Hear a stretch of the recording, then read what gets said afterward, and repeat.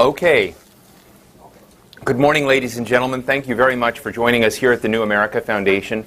I'm Steve Clemens. I direct the American Strategy Program here at our institution. I want to say a special greetings to our friends at C-SPAN who are watching today, and also a greeting to those people who are watching live streaming on the Washington Note and the New America Foundation's website. I hope you'll join us very often. We love the streaming aspect because while we have a full house here, there are people all over the world actually watching with us right now. I'm with Jane Mayer, and I'm extremely pleased to be able to have a conversation with Jane this morning about her new book. I just checked a few minutes ago, and her book is number 12 on Amazon right now. And hopefully after today's program, and we do have Politics and Prose here with us, you can all pick up your own copy of the book, and I think Jane's got a few minutes to help sign some of them. We'll get those numbers up even further. But Jane Mayer, whom we all know as a Washington correspondent for the New Yorker magazine, one of the bright stars for many years at the Wall Street Journal, the author of 2 books, Strange Justice and also Landslide, The Unmaking of the President, 1984-1988. But what I really love about Jane Mayer was she wrote a pivotal key article that I don't think New America had anything to do with the article other than the fact that we convened some cool dinners, which the New York Times has written about, called salon dinners. And every once in a while, some of the folks that Jane would cultivate, so to speak, were at these dinners. And she wrote a great piece that I think was the first significant article, and I'll use the word exposed, but told the story of David Addington. David Addington is now Vice President Cheney's chief of staff. And this article in the New Yorker, which ran in July 2006, was called "The Hidden Power, the Legal Mind Behind the White House's War on Terror." And while I don't want to speak for Jane, in many ways I see this great book, The Dark Side, the inside story of how the War on Terror turned into a war on American ideals, the book version that added so much more to this great article in the New Yorker. So I'm going to have a conversation with Jane, ask her some questions for 20-25 minutes, and then we'll open up to questions to all of you. And we'll have people from the New America Foundation staff move the microphones around. But Jane, I'm going to begin with the very last line of the book. Oh, great. And it's a cool line. I don't know how you got him to say it. Philip Zelikow, who was counselor to Secretary of State Rice, wrote it as, in his words, as he put it, "Fear and anxiety were exploited by zealots and fools." And with that line, that fascinating line from one of the Bush administration's chief players in these fears, this is an internal critique. Can you help set the stage for this book? Tell us who the primary actors were and what you were trying to do. Sure, but I'll thank you very much. First, I want to say I'm really happy to be here, and it's incredible to see so many people interested in this. Thank you so much for coming. And as far as how this book came about, Steve's being very modest, because when that profile of David Addington came out in the New Yorker, he said, "You know, I think there's more to this. This might be a book." So, so the idea was planted right here. At any rate, that line from Philip Zelikow, who is a historian down at the University of Virginia. He's Condoleezza Rice's, he was her counselor when she was at the State Department, and he was also the executive director of the 9/11 Commission. So incredible sort of Republican credentials and academic credentials. When I was interviewing him, and I said at one point, "How do you think this will be seen in history? The descent of the United States into state-sponsored torture?" And he paused for a minute, and he said, "I think it will be seen as a blot like FDR's internment of the Japanese during World War II." And he said, "And I think that it happened for much the same reason in much the same way." And the quote, I thought was staggering, was, as you just read, "Fear and anxiety were exploited by zealots and fools." A really tough thing for somebody inside this administration to say, I think, and a very truthful thing. What I tried to lay out in this book was, in the very beginning, the first chapters are about that fear and anxiety. They are about the panic that set in right after 9/11, which I think everybody can understand, certainly anybody who was in Washington or New York. I was in Washington that day, and it was incredibly upsetting, obviously. And for the people who were running our government, they felt this awesome and terrible responsibility to try to keep the country safe. And you really, it's hard to fault them for that. And in fact, and I don't fault them for that. But what we didn't see as they were trying to portray themselves as calm, and not, there were stories about how, I think people might remember the president was resolute, and Cheney didn't break a sweat during the sort of the bunker hours of when they were trying to figure out what was going on. Soon after, in the weeks right after that, there was a lot of panic inside the White House. There were a number of false alarms taking place inside there. They had installed very sensitive sensors for bioweapons and chemical and radiological weapons. And on one day, on October 18th, 2001, one of the alarms went off in the Situation Room, and Cheney, I am told, thought that he might have been lethally infected. So you have to imagine, what would it be? Dick Cheney himself thought he had been. I am told by two sources that Dick Cheney thought that he might be facing the end. And he contacted the NSC and very calmly explained that everybody who'd been there in that vicinity might have been infected, which included himself. If I can interrupt just for a second, let me just read a section on Cheney's paranoia. In quotes from Jane Mayer's book, a sense of constant danger followed Cheney everywhere. When he commuted to his White House office from his vice presidential residence, he was chauffeured in an armored motorcade that varied in its routes to foil possible attackers. On the back seat behind Cheney rested a duffel bag stocked with a gas mask and a biochemical survival suit. Rarely did he travel without a medical doctor in tow, which I can understand, but this is a guy, he's been facing down death for a very long time. And he actually, before 9/11, it was interesting, and there have been a number of wonderful accounts of this, but he practiced for doomsday for years. I mean, and they did these extensive rehearsals for what might have been a nuclear attack during the Cold War. So he would go under the bedrock to a sort of a continuity in government exercise for a number of weeks. So when we were hit on 9/11, he'd been thinking about catastrophic attacks on America for a long time. And then when they had the false alarms in the White House, and even one where he felt he might have been infected himself, which turned out, of course, not to be true, you have to imagine the fear level. And one other thing I think that I hope maybe public policy people will think about in the future that really ramped up the fear inside the Bush White House was that after 9/11, the president and vice president started getting raw intelligence, which people in the intelligence world understand. It was something called the Matrix report they were getting. And before 9/11, the president would get briefings from the CIA, but they were briefings that had been analyzed at great length to figure out whether or not there was something reliable and worth worrying about. After 9/11, Cheney, who had long been suspicious of the CIA's abilities, said he wanted to see everything because they had missed this. And so they started getting bombarded every morning, and this is still true. The president and vice president begin their day looking at reams of stuff that Explain raw intelligence to get this. This is unfiltered, unprocessed, unweighted. Completely, for the most part, unreliable, and described by Roger Cressy, who was at the NSC for some of this period, as pure garbage. I mean, they get things so they start out their days with scary garbage. Really scary garbage. And I quote a couple of people in the book. There's James Comey, who was the #2 in the Justice Department for a while, described the effect of getting this stuff every morning as being like locked in a room with Led Zeppelin. He said it could have an effect on anyone, and so their judgment is being highly tested, put it that way. And so it's in this environment of panic that they hatched a new system of law. One in which they began to think of the checks and balances that were created by the Founding Fathers to make sure that people didn't overstep in terms of one branch taking all the power. They felt that those were impediments, and that they really needed to be able to be unstopped in going to whatever means were necessary to reach their end, which was protecting America. And so this is where the lawyers come in.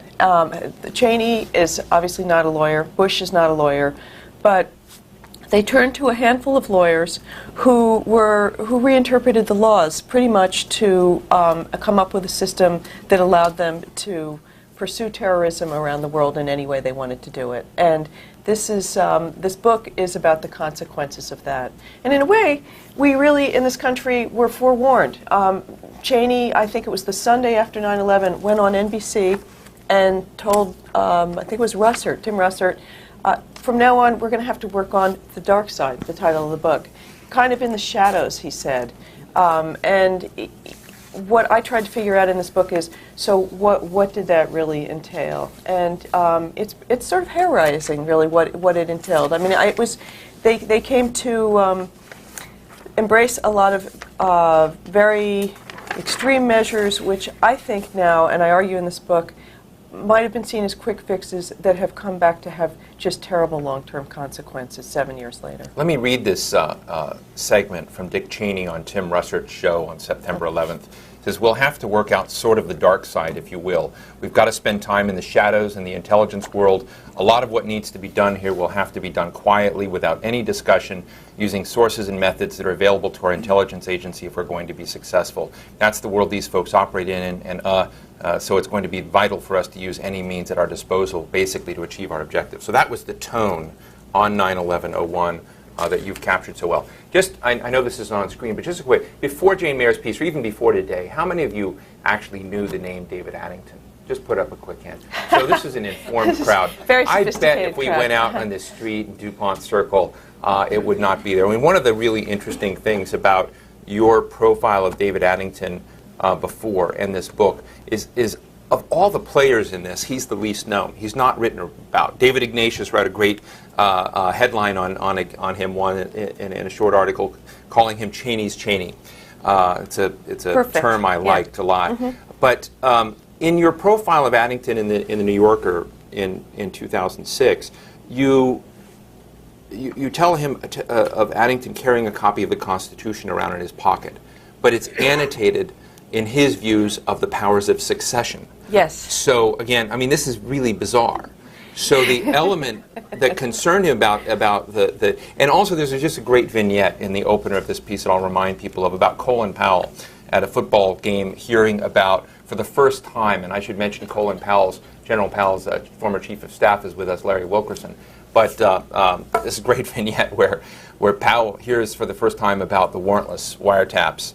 And he says, it's Addington. He said he doesn't care about the Constitution. But nonetheless, David does carry the Constitution around with him. Can you share with us a little insight into this? Okay. Into I this mean, man? the thing that, you know, and does he care about the Constitution? This is going to be important in coming weeks and months, because there's kind of a growing drumbeat now about whether or not to treat some of these people and some of their decisions as war criminals or criminal acts. And by whom? By some members of Congress, by human rights groups, some of the legal activist groups. There's a sort of a kind of burbling up going on.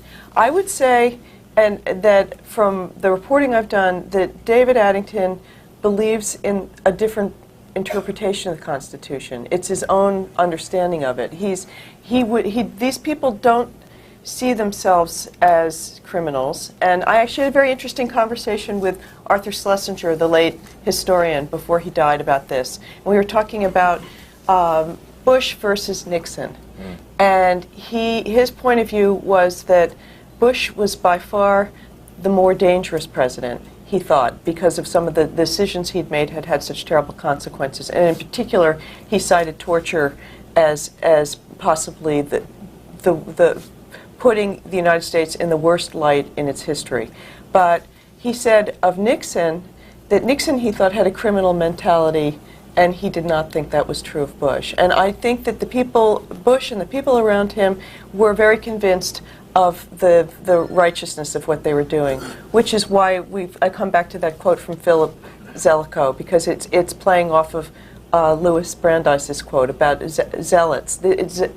They were zealots. I don't think that they were criminals, at least not in their own mind, and that's for sure. One wonders whether Arthur Schlesinger's ghost was channeling through Frank Rich in his column this last weekend, because he makes really the similar point that that this is like the Nixon days, but the Bush team is worse. But one of the questions, you profile so many of these players, you know, Zelikow, Addington, John Bellinger, the young guy Matthew Waxman, and others who are some heroes and some villains.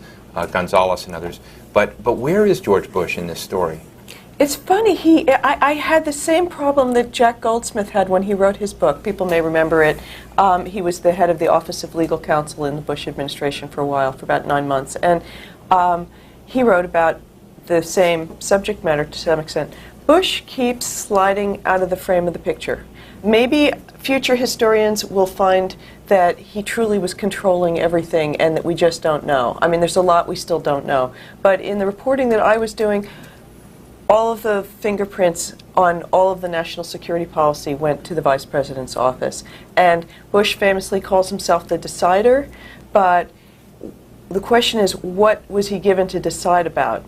It seems that one of the most interesting things about David Addington was he figured out in Washington and in the White House in particular, paper flow is everything.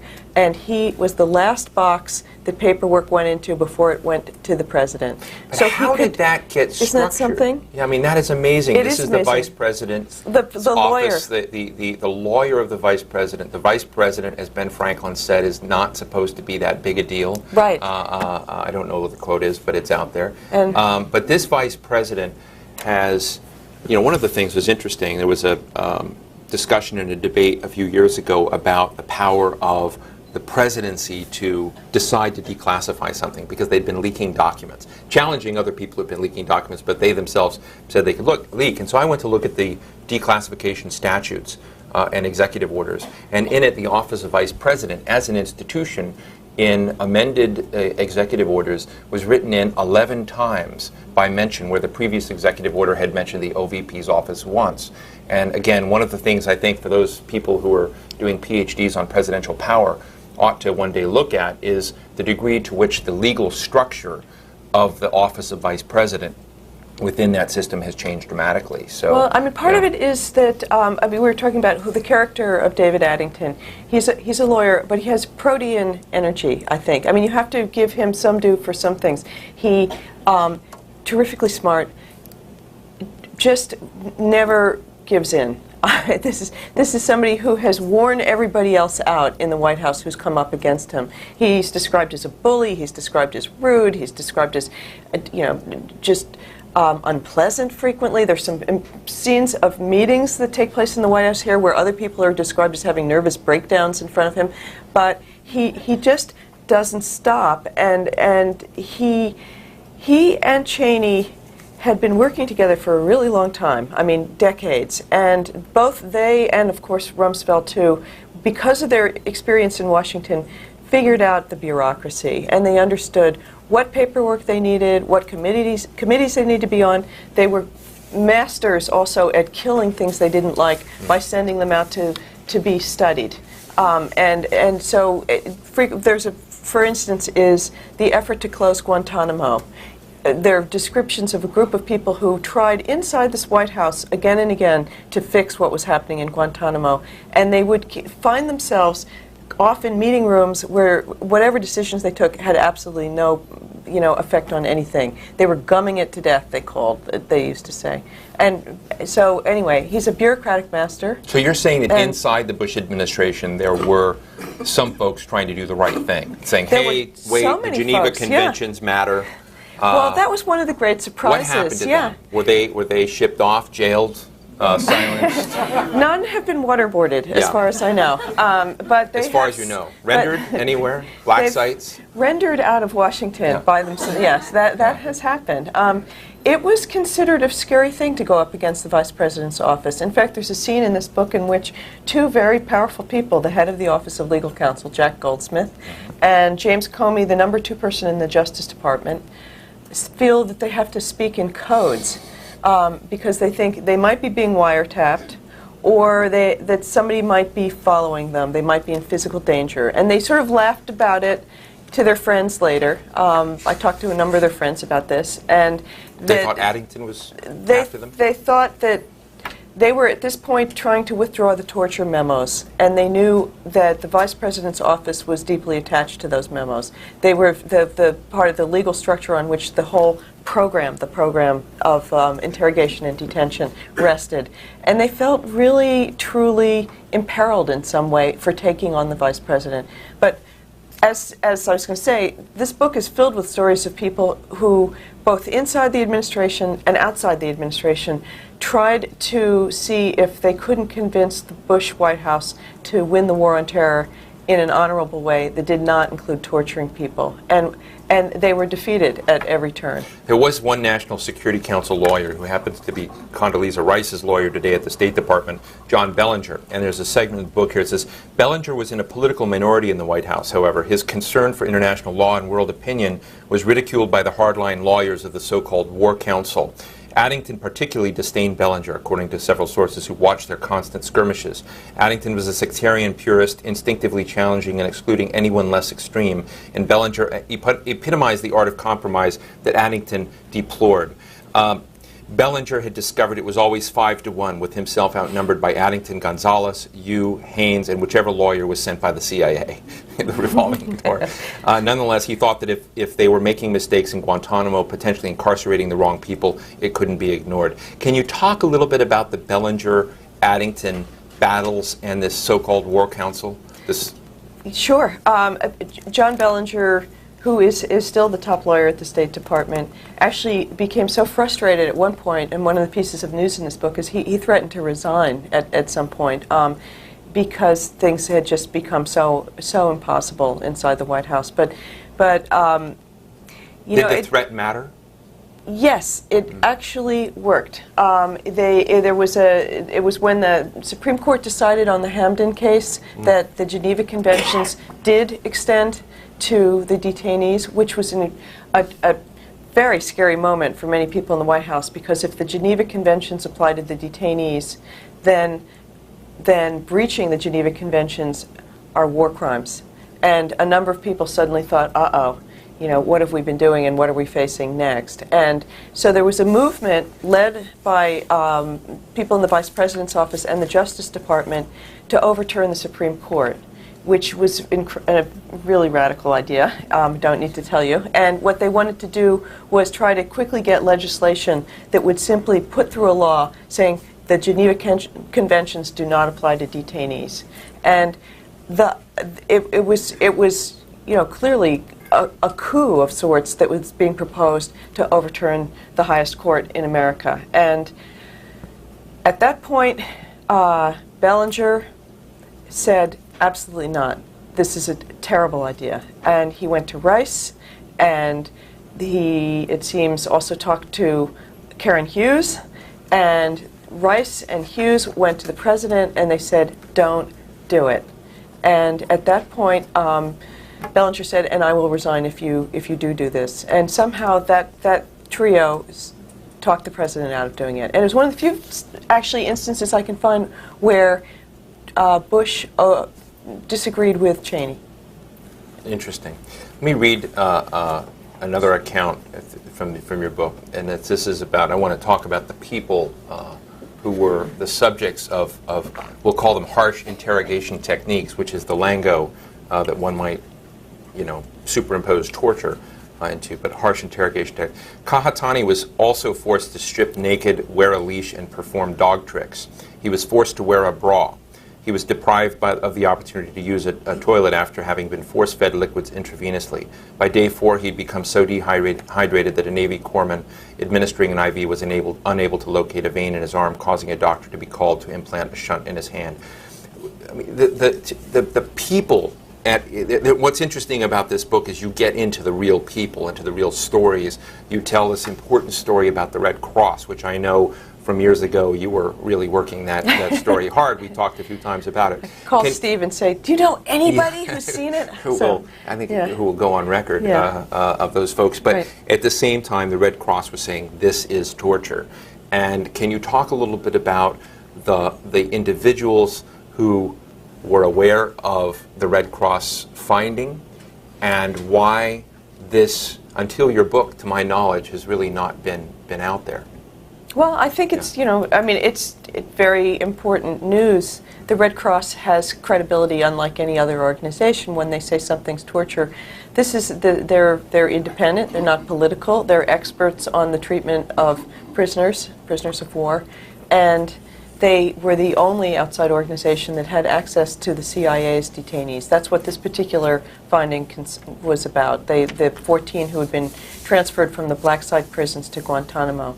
The Red Cross went in and had the opportunity to talk to these people at some length and got their stories. And so what I've tried to do is reconstruct in the book the allegations made by the CIA's prisoners. And you know, what they describe is fairly harrowing, really. It's hard to know for sure whether it's credible, but apparently the Red Cross found it credible enough to say, we conclude that it's not even a close call. The United States' program constitutes torture. And as such, the top people in the administration are in jeopardy of being prosecuted for war crimes. Now, you know, you write Cofer Black, the former head of the Black Ops Unit, actually thinks he will be he talks about dragooned. Cofer Black's the head of the terrorist section of the CIA, and right after they've set up this program with these extreme measures, he says, you know, one of these days, you know, we're all going to get prosecuted for this. I have to say, Cofer says that he doesn't remember saying that. Tyler Drumheller, to whom he spoke, certainly remembers it. I just asked him about it again last night, and he says, oh yeah, Cofer always says he didn't say it, but he always says it. So who knows? But there was a sense, I mean, and one of the things I wanted also to get across in this book is there was a sense, and it became more and more of a crescendo, that a lot of people got very uneasy and began to fear that there might be criminal ramifications for some of these things. And, you know, as everybody knows, the videotapes of the waterboarding sessions, 2 of the waterboarding sessions of the CIA, were destroyed. And I'm told that on those tapes was one source says evidence. I mean, it was really upsetting stuff. So upsetting that another source said that whatever else it would have done if it was ever released, the reaction would have been, he said, unmanageable. Meaning, if you think about what the photographs of Abu Ghraib did to America and the reaction around the world, what would waterboarding, being seen live with people, Muslims tied down to you know, the waterboard look like? It was bad, I think. So. You know, let me one question before. I want to get to the audience question, but one of the questions that's posed by this question of are many people in our government war criminals, and this is particularly on my blog a constant topic. Have you thought through the legal process by which accountability can be affixed to a David Addington, a John Yoo? First of all, I want to say I'm not a lawyer, right. And so and I just rely on interviewing a lot of lawyers, and but what I am is a political reporter.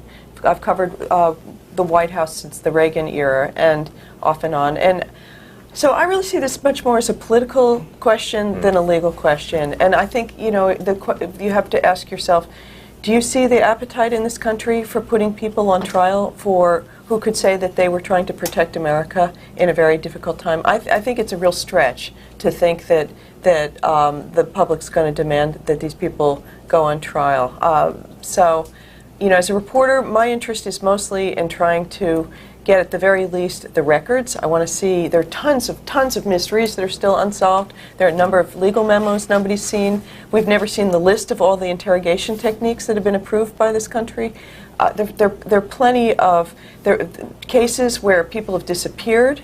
There's some where people seem to have been killed. We really don't know everything yet, and I would like to see at some point the books open and maybe hearings of some sort so that we can at least learn what the country's been doing and think about which part is worth it and which part's not. But I don't know about trials. What do you think? Actually, since you're the questioner, I'm going to just put it to you because you follow Washington more closely than most people. What do you think? I think that the town is going to struggle with this for decades. I don't think it's going to be a quick fix. I think there are too many people in the we'll call it the Democratic camp or the opposition camp who found themselves complicit at some levels with the decision making that went on around this. That they were advised and informed of classified goings on, and thus they knew. Right. And that knowledge somehow preempts their activities. I was very, very interested in your quote some time ago about Addington from Jane Harmon, who know this, and I think that she is one of the interesting people who had a more strident view on these, but I think that she's had sort of a moment of conscience on a lot of this stuff and sort of walking back, because she's an example of many others within the Congress who had some complicity of knowledge, at least, of some of what was going on. And I think it's going to be hard. I'd love to give a fresher answer to people that, but I think it would be dishonest, that you're going to have, vigorous and rigorous hearings. You've got in the House Judiciary Committee today. Just today, you have Douglas Feith right now and Philippe Sands, a British barrister, who are having it out. Lawrence Wilkerson was in one of these hearings some time ago. Douglas Feith decided not to show up on the day that Colonel Wilkerson was there. John Ashcroft, who surprisingly turns out to be an interesting sort of hero in this at some parts on wireless wiretaps and others, will be testifying next week. But that brings me to Gonzales, Alberto Gonzales, who comes out as a pretty pathetic little worm. And I'm still worried about libel. I don't know about you, so I don't know if I accept that. So. I'm just telling you, I'm not saying he is a pathetic little worm, but just saying he seems to come out that way. You know what? Can I say one of the things that really interested me about the dynamics, the social dynamics in the White House, was that Gonzales, who goes from being the top White House lawyer to then the top lawyer in the United States of America, is too scared of Cheney to stand up for things that he privately says he thinks are, need to be stood up to. Did you interview him? No, he did not. They declined to be interviewed, as did David Addington, for that matter, and so did Vice President Cheney. It's funny. I think I've spent more time with Cheney than you. It's a funny side. I did ask to have an interview with him about a year ago, saying I'll be writing over the next year. Is there some time? And I got back an answer saying he's got a very busy schedule. So I guess I wasn't. So Gonzales Gonzales apparently was opposed to the torture policies and torture program, but was too scared of the. There's an anecdote in here that comes from about a conversation he had with the number 2 in the Justice Department, James Comey. Who Comey comes across as quite a hero in this, as he was in the NSA story too. Comey says, I think this is wrong. I think this is not, America's better than this. We really should not be torturing people. And Gonzales says, oh, I agree with you. And I've been trying to stop it. And Comey says, well, great, there's going to be a meeting. I'm going to prep you and get you all set for it. And so let me give you some arguments. And they get all revved up to go to the meeting. But actually what happens at the meeting, at least according to other people there, is that Gonzales never speaks up at all.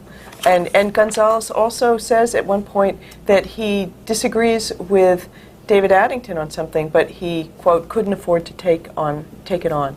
He doesn't want to fight on these things. So you really see that obscure office of the Vice President, the described as not worth more than a warm bucket of spit by some earlier occupants, really ruled in this organization. Handful of people really had the power in this country for a while. Interesting. Let me go to all of you now to pose questions or post counter views, and I want to ask you to ask the one of the 2 questions you may have, and or 3. Only one. I'll cut you off if you go over, and please identify yourself. Let's start right here. Will Amatruda Catholic University. With regard to the issue of possible criminal law remedies for what's been going on, if Gerald Ford could pardon Nixon before he ever got indicted, what's to stop Bush on January 19th from good question. Pardoning everybody whose name he can think of? Absolutely. There's absolutely nothing to stop him. And in fact, a writer named Stuart Taylor in Newsweek this week actually argues that that's what should be done. He says there should be sort of preemptive pardons for everybody. So that is going to be one argument, and we've seen other people pardoned in the administration. Stuart Taylor is saying there should be? He said he's arguing that there should be because he's saying they didn't have criminal intent. Now again, I am not a lawyer, but historically I don't know that that's washed when it came to things like Nuremberg. But I have mixed feelings about this myself, and I haven't really sorted it all out because I am a reporter more than an advocate. But I can say that there's, and I think it could be a very poisonous and ugly thing in some ways. But on the other hand, I can tell you from the reporting I've done that the fear of being prosecuted had a very useful deterrent effect at some points in this administration. There were people in the CIA who said, I'm not getting into this one because we know where this comes out. We've seen this movie before, and we're going to wind up, I don't want to talk about where we've seen it, but that sort of logic applied could imagine a lot of other states that have done horrific things where the players may not have had criminal intent. Well, yeah, it's true, but I mean, so when you have no accountability, and there really has been no accountability for any of this at this point, really, except for, you know, a couple dozen people on the bottom of the military system who've been sanctioned for what they did at Abu Ghraib. But when there's no accountability, there's kind of then a green light. But when you put people who've been trying to keep the country safe on trial, it's a pretty heavy sledgehammer. So I don't really know how it's going to come out. Interesting. Gary Mitchell?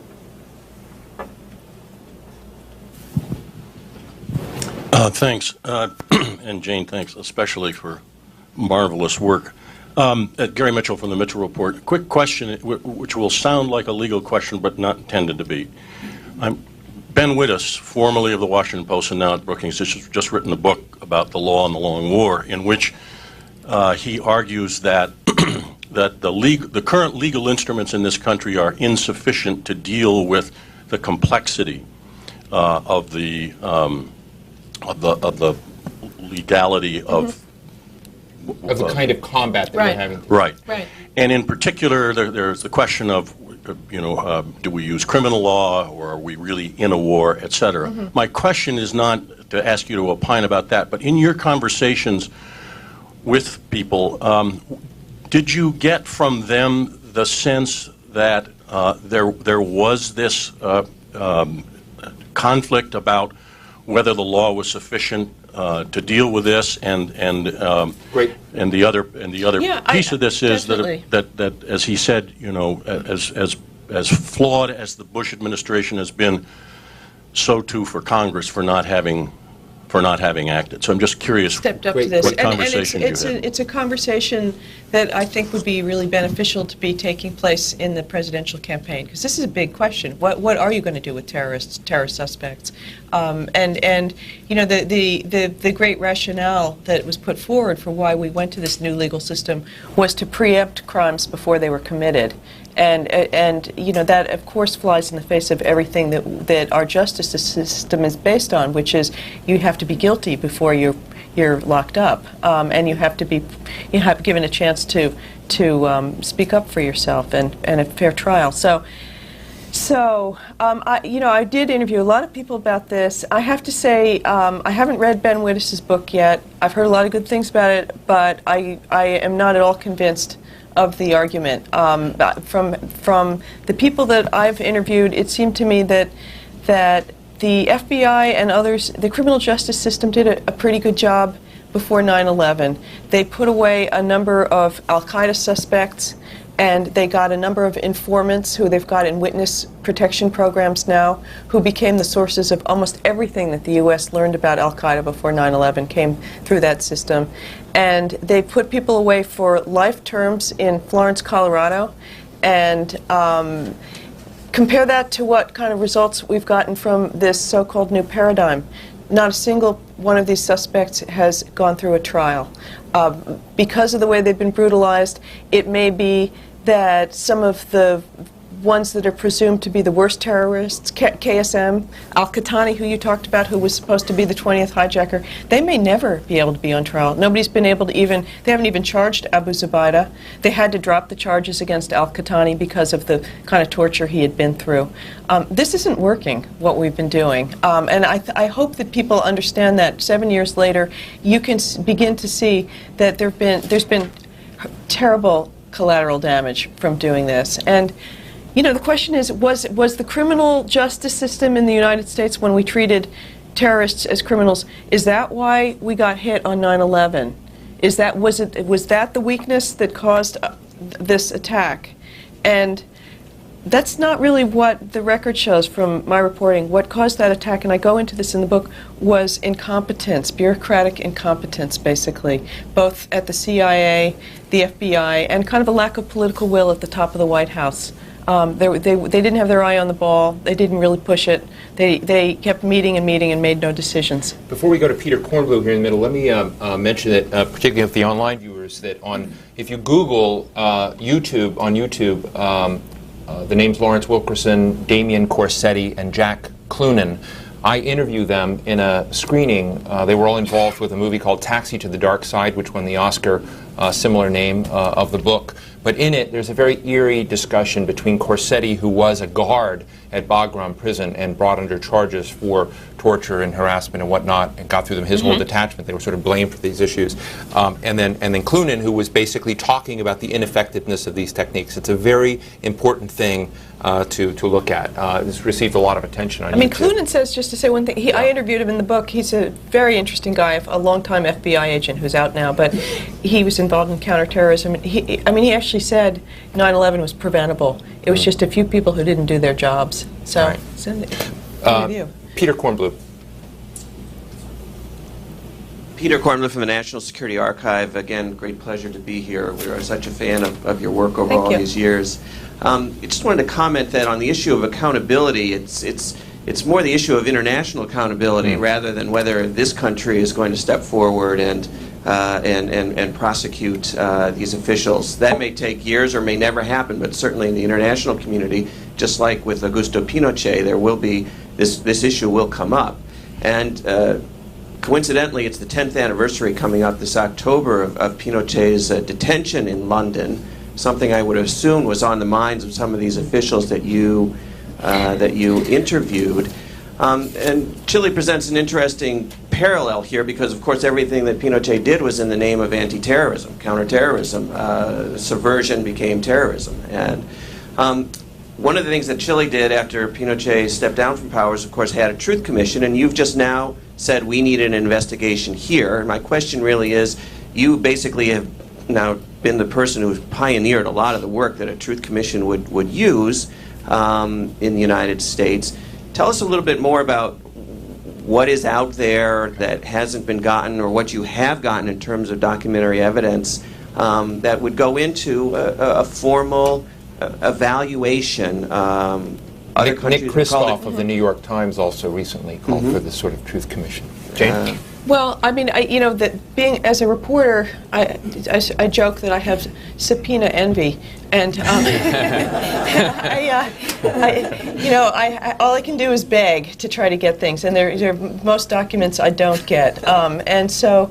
What somebody with access to the full record could see, among other things that I think is really important and interesting in this is, are the claims right and correct that the Bush administration has made that we had to use these methods? Did we have to brutalize and torture people to get the intelligence, and did it save lives? That's been their argument. It's been very hard for anyone to know if it's correct because we haven't seen the transcripts of the interrogations. We haven't seen how those cases rolled out afterwards. There's a lot of skepticism about it among people outside of the Bush administration. Within the FBI, people don't buy it. John Rockefeller, the chairman of the Senate Intelligence Committee, has said he's seen no evidence of that. But I think that a group of people who were empowered to truly take a look at that record would be really interesting because it's been the greatest rationale for the program. Zeus Yamianis? Hi, I'm Zeus Yamianis. I'm a fellow at a policy foundation. I was very curious about what appears to be an apparent contradiction between, and maybe even a pathological one, between Cheney's own personal safety and paranoia and his complete lack of paranoia for what appears to be the American public. You mentioned the matrix that he had where he's developing all these scenarios, and yet a month before that attack they had a memo that said Osama bin Laden determined to attack in the U.S. It mentions two cities, New York, Washington. It mentions planes, and it mentions buildings blowing up. And they did nothing. That's not the actions of a paranoid person. So I'm wondering, is there some force that's stronger than this paranoia, especially when it comes to the American public, opportunism, ideology, Clinton contempt? What's your view on that? Well, I think there was, in that particular instance, an ideological disconnect. Cheney had been spending the previous decades focused on the threat from the Soviet Union. Had a Cold War mentality. He had a mentality that suggested that it was going to be great armies and great powers that really threatened America. And it took a kind of a wild leap of imagination to think that a bearded imam living in a mud hut somewhere was really truly the threat that a few people thought it was. Dick Clark, who was at the NSC at the time, was one of the few people who was saying, this is no joke, this is a first-tier threat. But it didn't get their attention. It was not really sort of the mindset that Cheney had. And I guess one of the questions I have that I hope historians tackle is how much of what happened afterwards was kind of almost guilt for expiating, overreacting, for having missed this thing coming at them. Because Cheney in particular was the person who was put on the ticket to be the wise man about national security. Bush, you remember, this was not his area of expertise. So, how much guilt did Cheney feel that this didn't happen? That they didn't stop this? I don't know. But they certainly went to extremes after 9/11 that would never ever have even been able to be contemplated before 9/11. Yes. Jody? Alan? We need to get the microphone to you, Jody. To follow up on that, Jane, if they were feeling this guilt and so were determined to expiate it by catching bin Laden, why then did they almost immediately begin planning to invade Iraq, which they must have known had nothing at all to do with it? And in Frank Rich's column, in which he, based on your book, he mentions, for example, and this goes to your point about how good is information you get under torture. I bet this guy who was turned over to the Egyptians to torture comes out and tells all this false stuff about Iraq, which they choose to believe. I mean, people who choose to believe a source called Curveball have kind of made up their mind ahead of time. I mean, it seems like an odd way to expiate guilt, to make the United States more vulnerable by opening up gratuitously a second front while letting the real perpetrator, as we now know, go free and become a menace again. Well, I mean, first of all, I don't think they thought that it was going to wind up letting bin Laden and Zawahiri go free. I mean, I think that they misunderstood how difficult it was going to be to get them. But what happens right after 9/11 is they're enormously empowered because the world's sympathies flowed our way. And there was absolutely no opposition in Congress. Everybody was American, as was it the French or the British said on that day. There was just so. I think it's really a story of what happens when you have absolute power. I mean, and it shows the brilliance and wisdom of the founding fathers. When there were no checks, people run away with it. Well, it's just not that. It was not only that there were no checks. I think one of the things that's both dark but also a sign of Addington's brilliance was it was an opportunity to vastly expand the powers of the presidency. In fact, the War Council, or the so-called war paradigm that they tilted into consciously right after 9/11 was to basically inform all branches of the executive department, executive office, that they would not any longer find themselves subject to congressional oversight, that it was basically knocking back and rolling back and to frankly being disdainful of the system of checks and balances. I mean, this is what I think is so important. I think what was embedded in Frank Rich's, wonderful review of your book was that imperial presidency. I mean, even would be much further beyond the Nixonian version of this was by design in reaction to 9/11. But the thread through all of this is that because they were so empowered, the world opinion, public opinion was completely with them, and there was no opposition, they could enact their longed-for wish lists.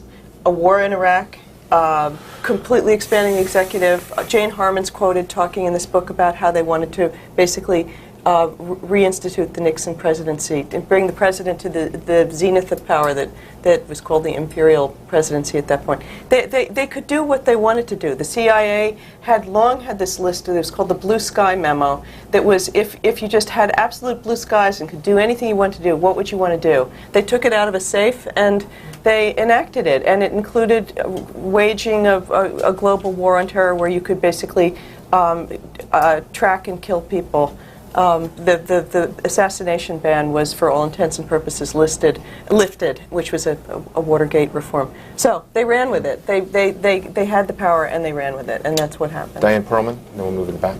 Thank you. I'm Diane Perlman, psychologist for social responsibility, and my colleagues have been extremely active in challenging APA and also working, collaborating with military interrogators on sophisticated rapport building techniques which are far more reliable and effective in getting information out. So one thing is that the moral argument sort of doesn't challenge the assumption of whether these techniques are effective, which are not. So is there anyone in the administration who's aware of more effective methods of getting information? And they're all sort of gripped by the ticking time bomb theory, which doesn't really make any sense if you... Well, I mean, the administration itself helped fund inducing information. I guess you know about this report. I'm not sure who funded it exactly, but it was anyway a report that was put together by experts who were advising the intelligence community to try to look into this and what other ways are there to get information, and does torture work, basically. And excuse me. The experts gathered from many fields came to the conclusion that actually torture doesn't work. Surprise, you know. I mean, of course, you know, looking at history and the history of the Inquisition, I think you shouldn't have had to go back to do this all over again. There is a popular pop culture. I mean, I referred on my blog to this movie. I sort of liked it, but I didn't like, you know, this Saving Tess. You know, the movie about the sort of spouse of the widow of a former president, and who's the actor in it? Who's the Secret Service agent? Nicolas Cage. Yeah. None of you, these are pop cultural illiterate people I may here. have even but seen Nicolas it, Cage shoots the toe off of the bad guy, and he tells them everything. Right. And there's great applause in the theater. Well, I mean, and Jack Bauer. I mean, yeah. I wrote a piece about the influence of 24. I haven't seen that show yet. You haven't seen 24? No. I'm culturally illiterate. Talk about I read books. Well, anyway, the secret is it's completely addictive. So when you do get into it, you're going to hate yourself for it. But but at any rate, I thought when I was writing about it that it was just metaphorically important in terms of affecting the American point of view on this issue. It turns out it was literally important. In Philippe Sands' book, he interviews somebody down in Guantanamo who says, "Oh yeah, we weren't really sure how to interrogate people. We were all watching 24, and we looked at what Jack Bauer was doing and said, let's try that." So I mean, they literally got ideas from Hollywood. Philippe Sands' book, by the way, is The Torture Team. The Torture Team. It is, yeah. And I interviewed the man who created 24, and I can tell you he's not an expert in the military or in law enforcement. He's a Hollywood guy who's actually very good social friends with a lot of people in the Bush White House. This gentleman here in the yellow shirt. Thanks, Andrew. Len Rubenstein with Physicians for Human Rights. First of all, Jane, thanks for your reporting over many years, not just for this book. One of the things that comes out is the corruption of institutions that go beyond even the Justice Department, corruption of military institutions, of medical institutions. That was the kind of fallout of what this administration did. Could you talk about that aspect of it? I am really, I mean, this is your area. You're such an expert in this area, but I am very interested in, and I have to say I was particularly appalled by the bits and pieces that I saw of the role that doctors played in conjunction with torture. Doctors and psychologists and psychiatrists.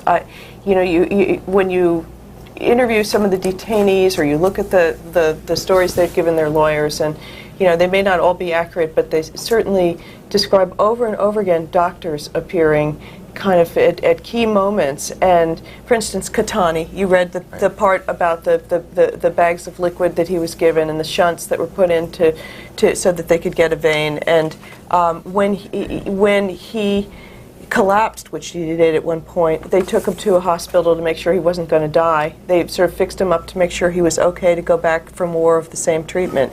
And it's not, I discovered from reading books like Darius Rejali's book, which is this encyclopedic book on torture in democracy.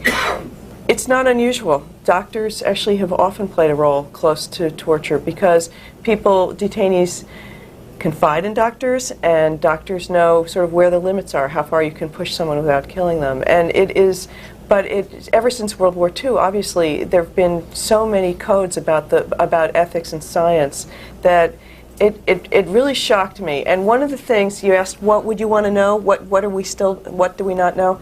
I'd like to know who the physicians are who appear in these scenes, and who the psychiatrists and psychologists are, and who licensed them, and whether or not they should keep their licenses after this. That should be a congressional committee investigation. This gentleman right here.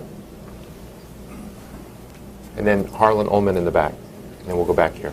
Excuse me, I'm Burton Gerber, Georgetown University, former CIA operations officer. I find this all very fascinating. I have great admiration for your work earlier in New Yorker and now with this. But I do want to raise one question that you made here and that I have different views on, and that is, does torture work? The problem is that torture sometimes does work, and that's why I believe it must be opposed, first of all, on moral reasons, and that's generally what I write and speak about. Then, of course, to the efficacy of it, because often it doesn't work. But to just say it doesn't work it leaves us off from the moral issue. I agree, actually with you. And in this book, I say torture does sometimes work. What I mean is that in the larger context, I think that this program has not worked. I think that sometimes you get information out of coercion. If you never did, we probably wouldn't be having this conversation, because nobody would try it, right? If it really was completely useless, nobody would have gone there. But the problem is there are all kinds of collateral damage that comes from it. You get false information sometimes. You can't tell if it's false at the time. Thus, the story about Ibn Sheikh al-Libi, who helped lead us into the war in Iraq. You corrupt the people who are doing the interrogating using these methods. Right. It corrupts the torturer and the society that will tolerate it. Right. And this is why it, first of all, must be opposed. Thank you. But if you look at the edited volume, Torture, edited by Sanford Levinson, you'll find that even people who are strongly opposed to torture will then sometimes say, in certain instances, it must be done. And that's kind of scary. Thank you. Harlan Ullman in the back. In the very back.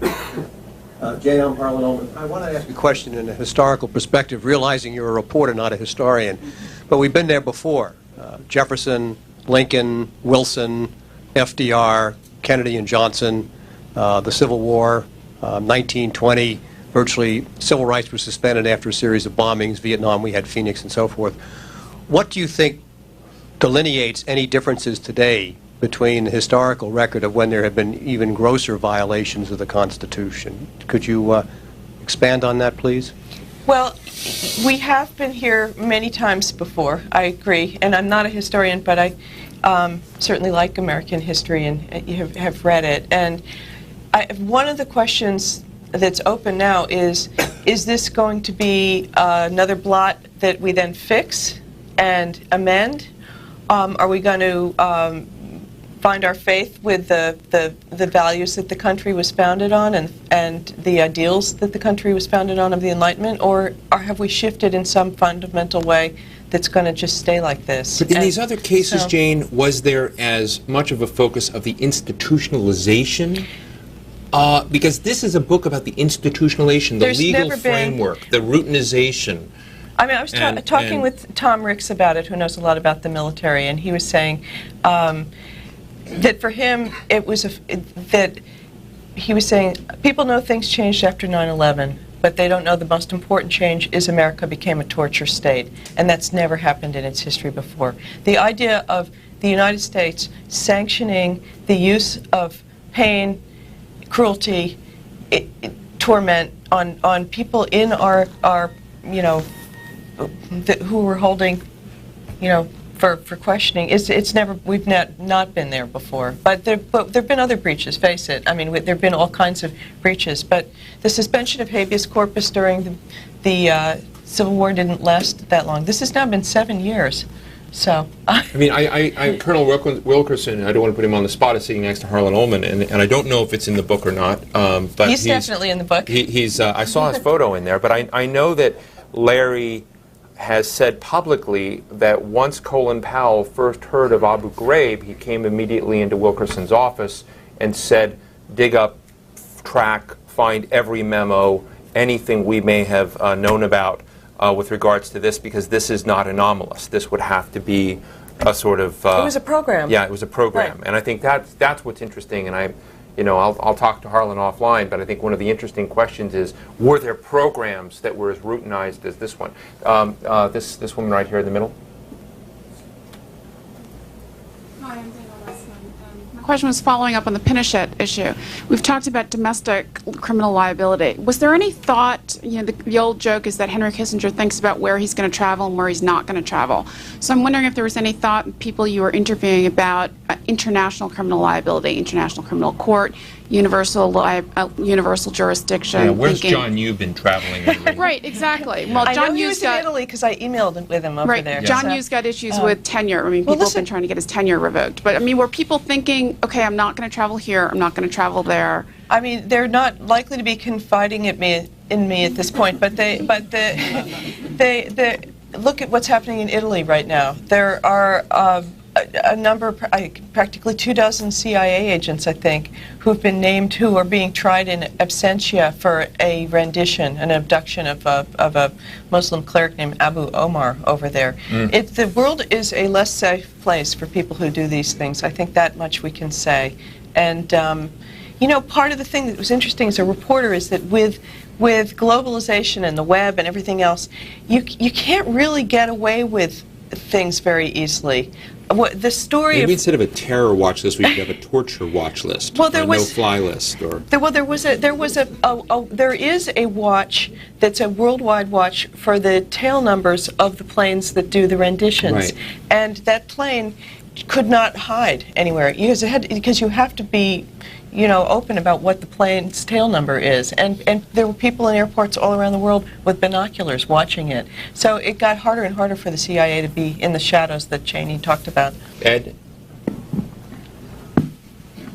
Yeah, I'm Ed Spanos from Executive Intelligence Review. Apropos of Steve, of your earlier question about Addington, I mean, I first heard of David Addington 2 months after 9/11 from military lawyers who were furious about the military order setting up the commissions, and that they had been bypassed and frozen out of that process already, which seems to be one of the strongest arguments for a war crimes case, is that Addington and the Vice President's office deliberately froze out and bypassed and operated in secret to ignore anyone that had any expertise and experience and knowledge on these matters. Right? They didn't want them involved in that process. Do you get into that process as it went on of how anybody with expertise was kept out of the picture? So that's true. And it wasn't just expertise that was being eliminated from the councils of where the decisions were being taken.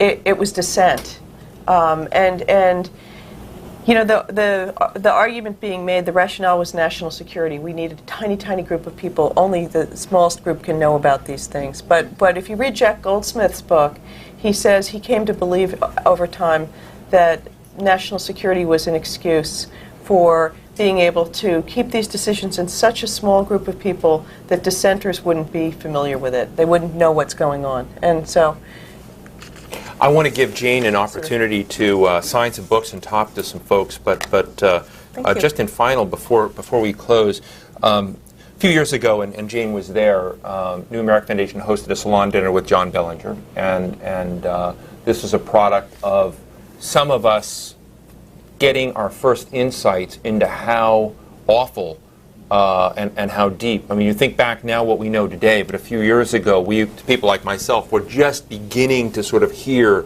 some of the internal feuds and decisions, the sort of the hero crowd and the sort of I would call them the villains.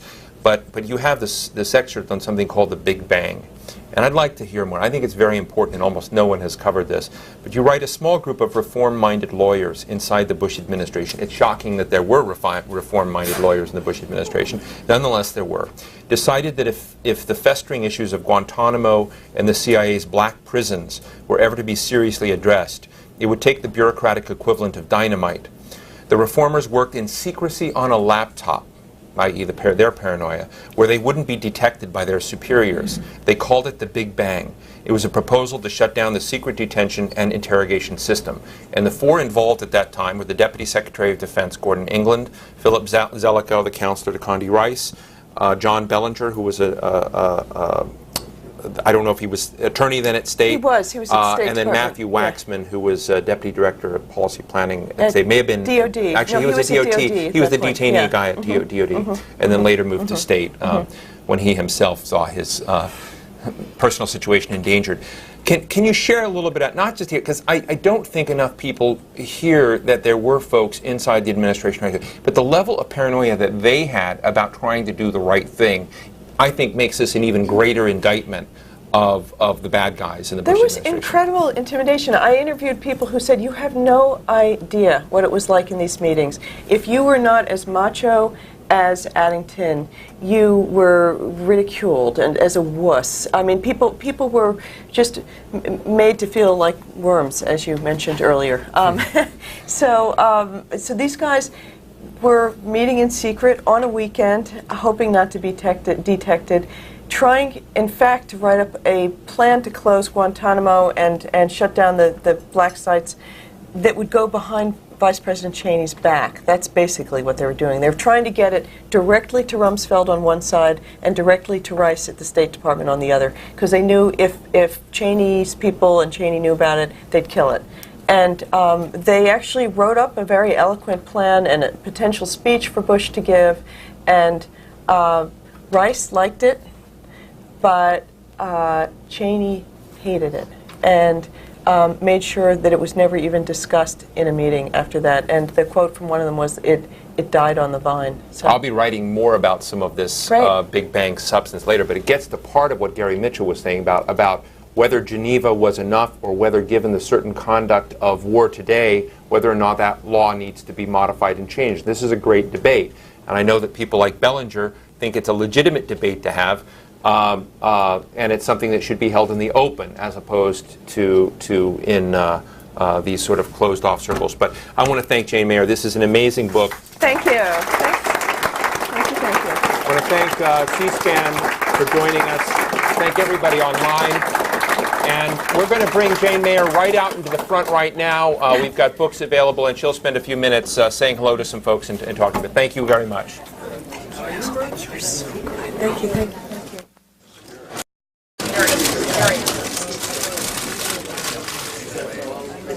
He was chauffeured in an armored motorcade that varied in its routes to foil possible attackers. On the back seat behind Cheney rested a duffel bag stocked with a gas mask and a biochemical survival suit. Rarely did he travel without a medical doctor in tow, which I can understand, but this is a guy, you know, he's been facing down death for a very long time. And he actually, before 9/11, it was interesting, and there have been a number of wonderful accounts of this, but he practiced for doomsday for years. I mean, and they did these extensive rehearsals for what might have been a nuclear attack during the Cold War. So he would go under the, bedrock to a sort of a continuity in government exercise for a number of weeks. So when we were hit on 9/11, he'd been thinking about catastrophic attacks on America for a long time. And then when they had the false alarms in the White House, and even one where he felt he might have been infected himself, which turned out, of course, not to be true, you have to imagine the fear level. And one other thing I think that I hope maybe public policy people will think about in the future that really ramped up the fear inside the Bush White House was that after 9/11, the president and vice president started getting raw intelligence, which people in the intelligence world understand. It was something called the Matrix report they were getting. And before 9/11, the president would get briefings from the CIA, but they were briefings that had been analyzed at great length to figure out whether or not there was something reliable and worth worrying about. After 9/11, Cheney, who had long been suspicious of the CIA's abilities, said he wanted to see everything because they had missed this.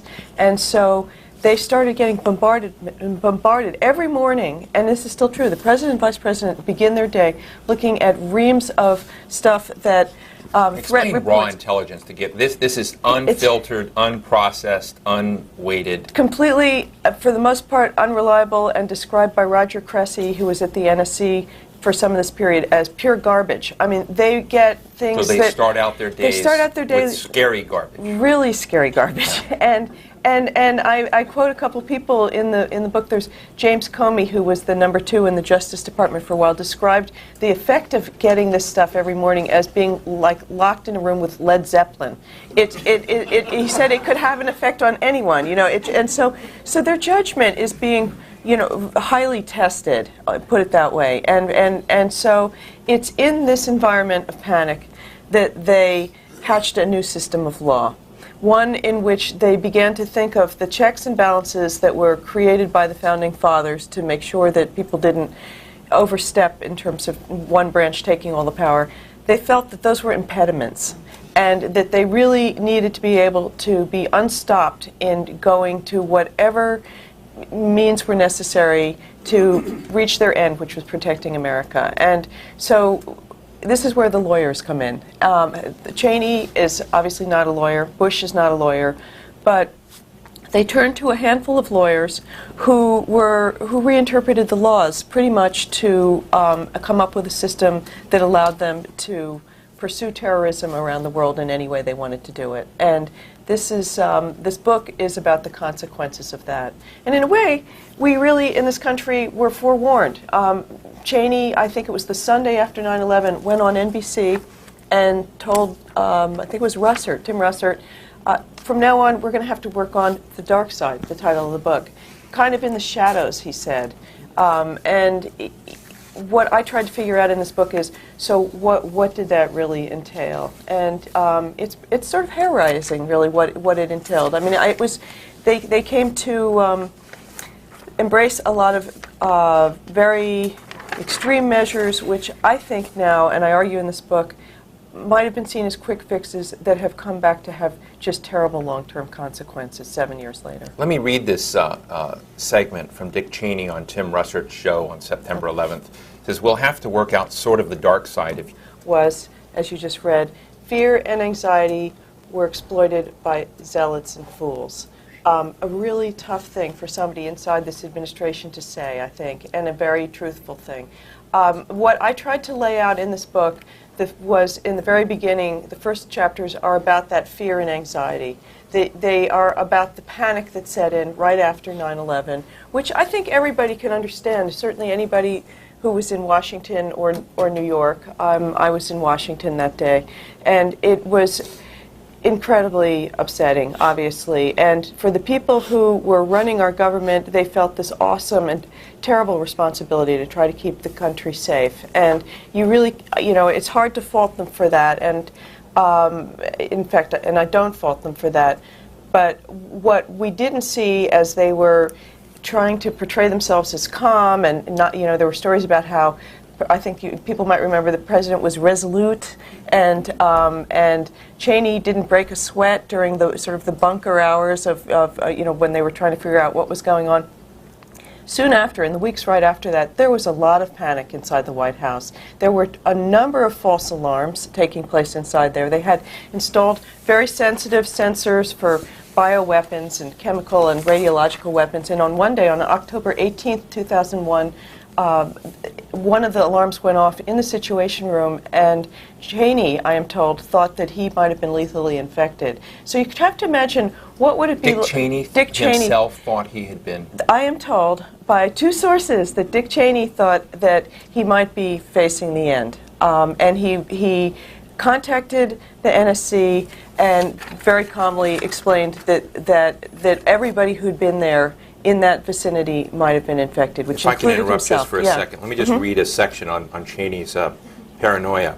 In quotes from Jane Mayer's book, a sense of constant danger followed Cheney everywhere. When he commuted to his White House office from his vice presidential residence, A War on American Ideals, the book version that added so much more to this great article in the New Yorker.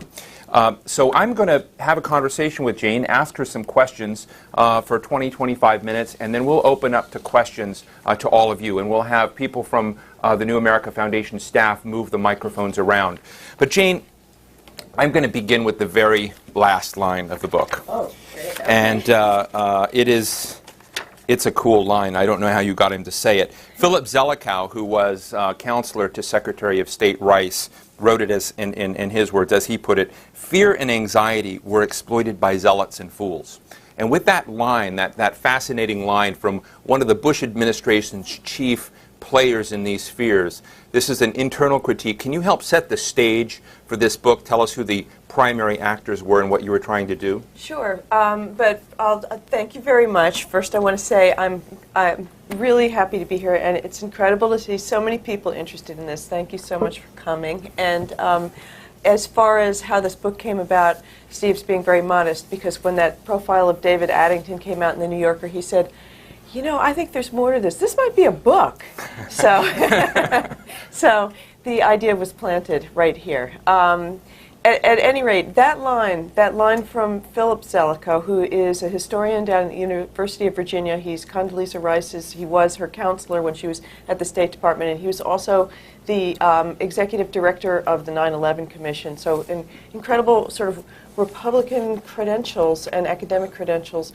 When I was interviewing him, and I said at one point, "How do you think this will be seen in history? The descent of the United States into state-sponsored torture?"